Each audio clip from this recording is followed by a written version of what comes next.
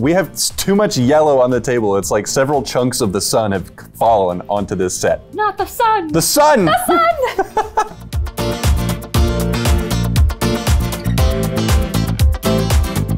So we've done blue gemstones, we've done red gemstones, we've done green gemstones, we've even done black gemstones, but today we've got another color that we have not yet done, and the clue to that color is in our first box.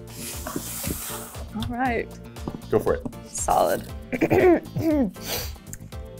Ah, you know. This is our clue? This is our lovely clue. Ah, you know what it is. Black and white. Yellow. Black and yellow. Today's clue brought to you by Wiz Khalifa. You know what it is! All right, let's get this box open. Box. Hey, look at that. Our clue didn't do it for you. Surely these specimens will. Today's color is yellow, and these are some seriously, violently yellow specimens, especially yours. I love the crystal forms on that. Even before I sniffed it, because it's like that putrid yellow, almost greenish color that I've only really seen come from sulfur. I haven't really seen other yellows quite like this one when it comes to sulfur. For sulfur, the main places that you're gonna find this is out of volcanic areas, so especially like volcanoes, geysers, hot springs as well. This is just the crystallized form of the element sulfur. So this is just the color that sulfur is. It's not getting its color from outside materials or impurities or irradiation or color zones or color centers or anything like that. This is literally just the color that sulfur is, which is part of the reason why you and I were both like, yep, that's sulfur. I don't want to say like iconic yellow, but it's pretty typical sulfur yellow. Almost like a tennis ball. Well, if you burn it and it actually ignites, it burns blue. But if you melt it down and liquefy it, it turns red. And sulfur, I mean, as much as we only see it around volcanic regions and places similar to that, it's the 5th most common element by mass. You typically don't see sulfur in its crystal habit. A lot of the times it's just kind of a mass, and it doesn't usually show its crystal form because it's just such a soft material. It's pretty rare to find the crystallized form of sulfur itself. So I think these are really cool pieces, and especially this one here. Yeah, this guy's really dope. But it's just really cool to see the matrix of it and then just actual crystallized forms of sulfur just on these. Just sprinkled about like ornaments. What do we got? Oh my God, look at the dispersion on this thing. It's quite crazy. dispersive. It's dispersive as heck. It's got a lot going on. It's a tiny table for the size of it. It's kind of like a, is this CZ? For how large it is? That was the other thing, it was that it's hefty. Oh, Plus, it's also heavy. Yeah, it's hefty and it is large. So it's probably a man-made stone. Mm-hmm. And cubic zirconia is typically the go-to for for simulants or costume jewelry, cubic zirconia has been a popular stone for a long time.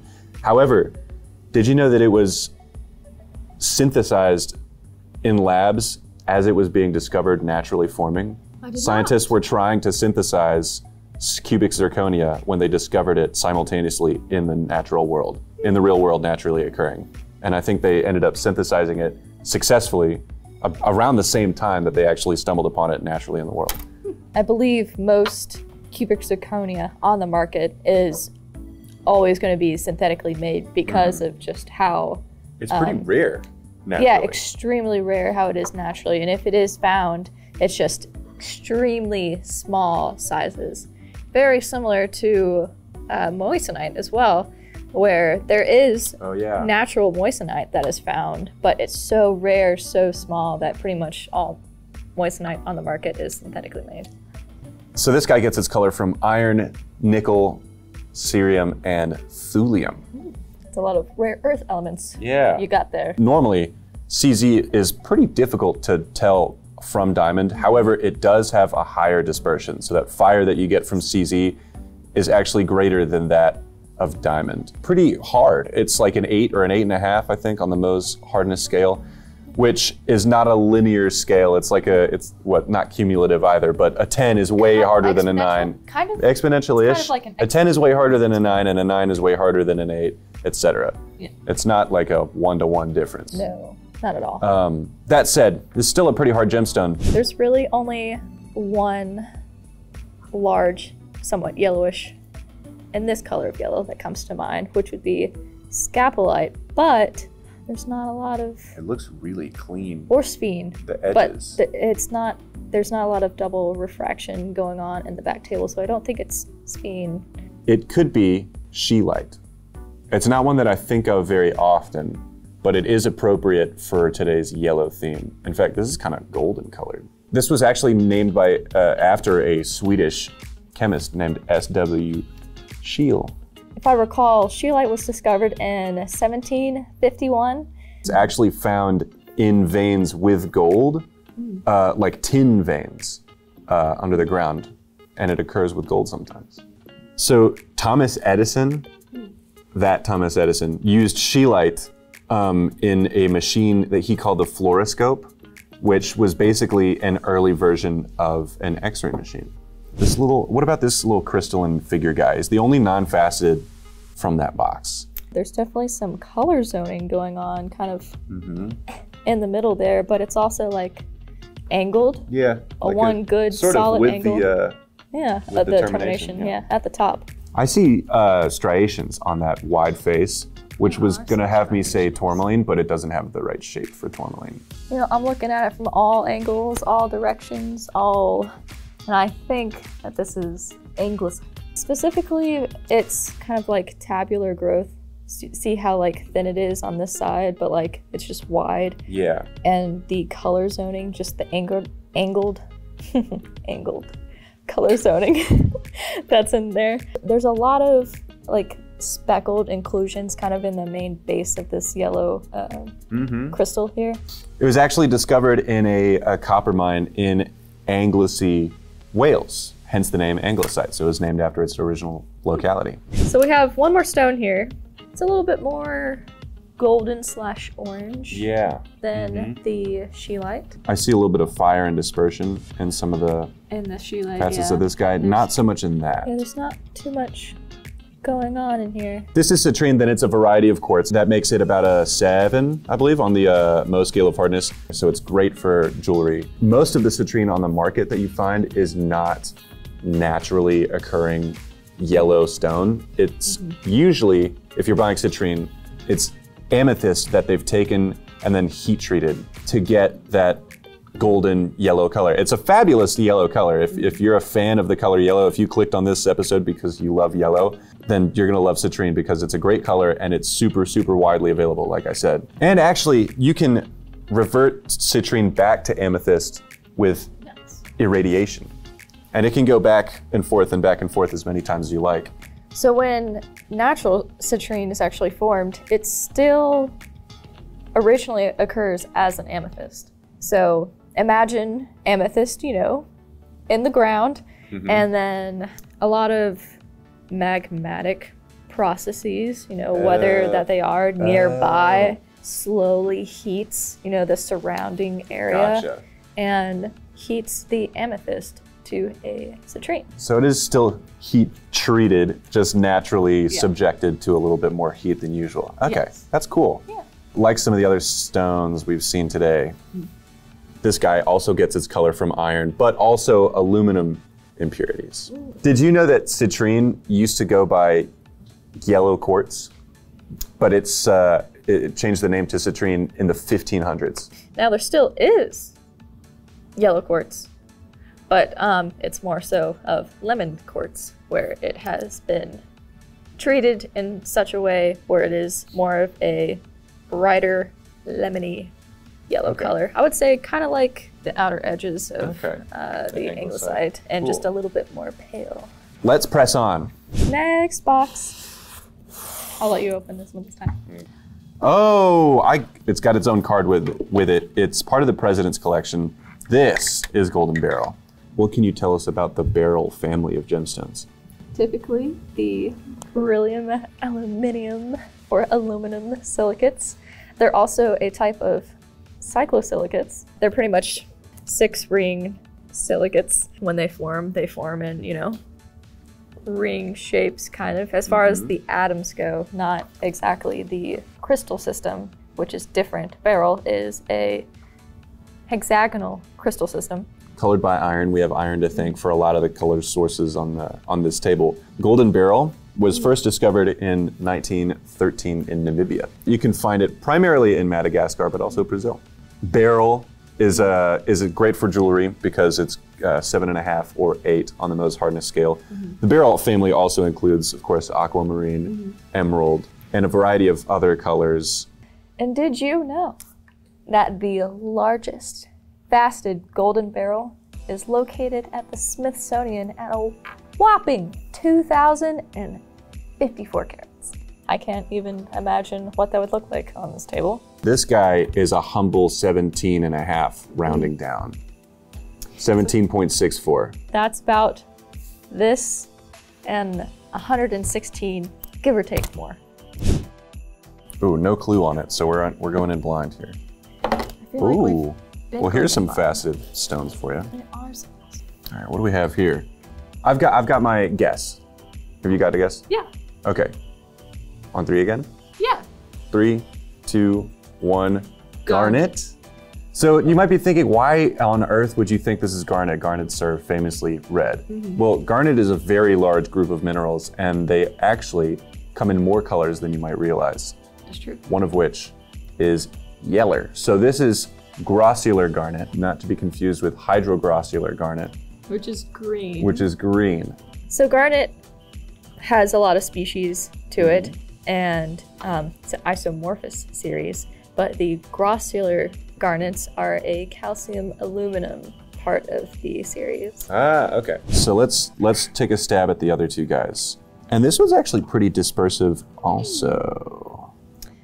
You know, if you look through the table facet, or just the table, I suppose, the very back pavilion facet, it's one single facet in the back, is it's doubling.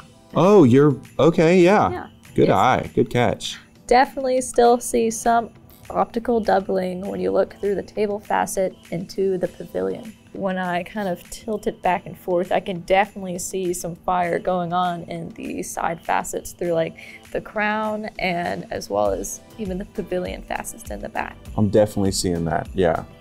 So does that tell you what it is? Well, it can tell me what it's not.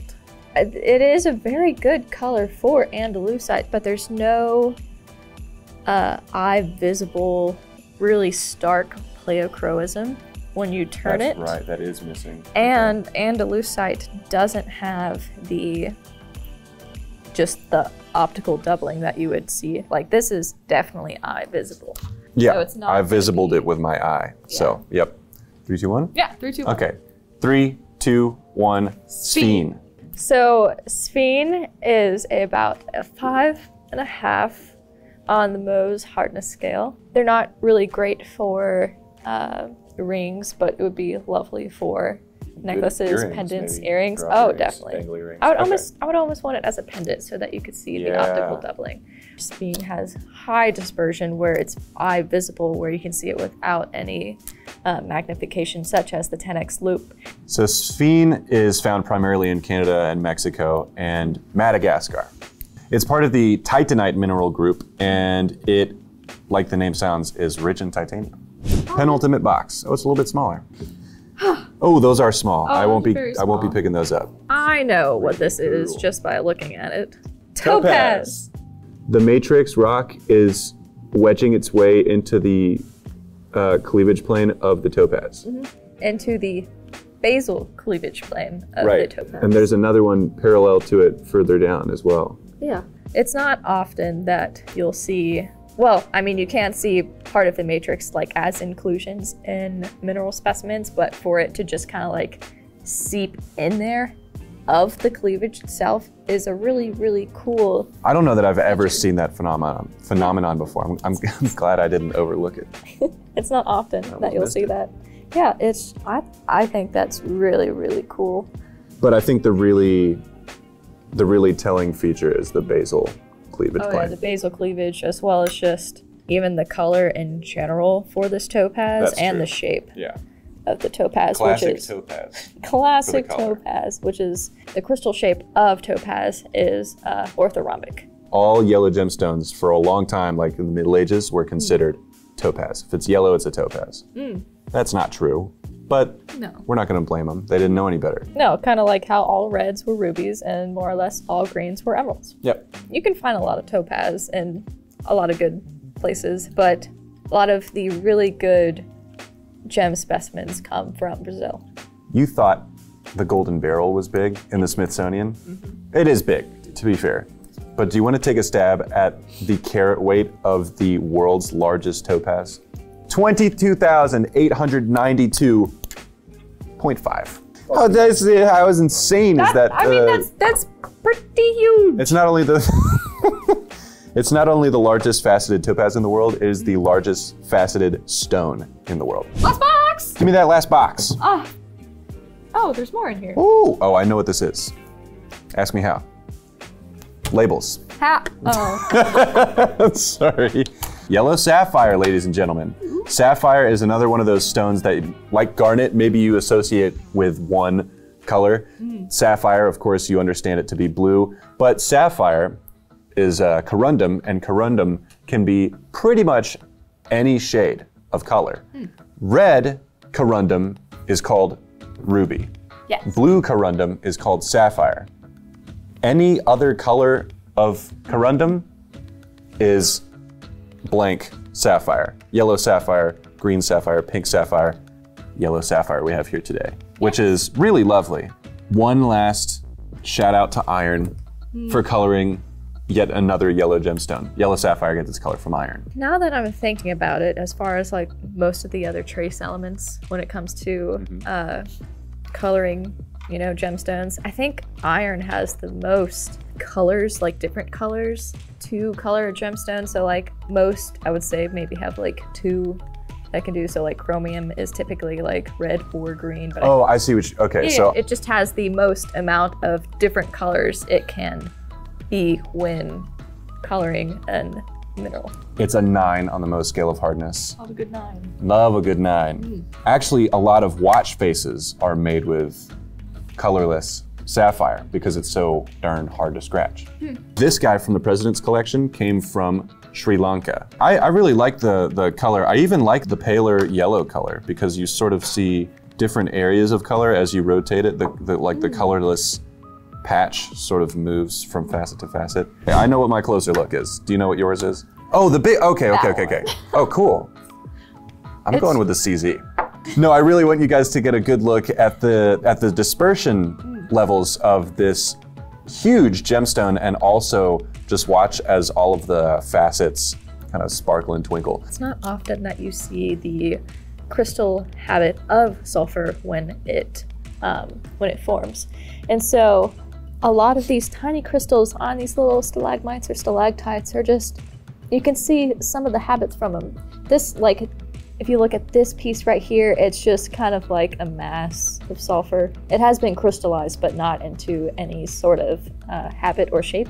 But a lot of these really tiny ones have. And so I'd like you guys to see that because that's not something you often see with sulfur.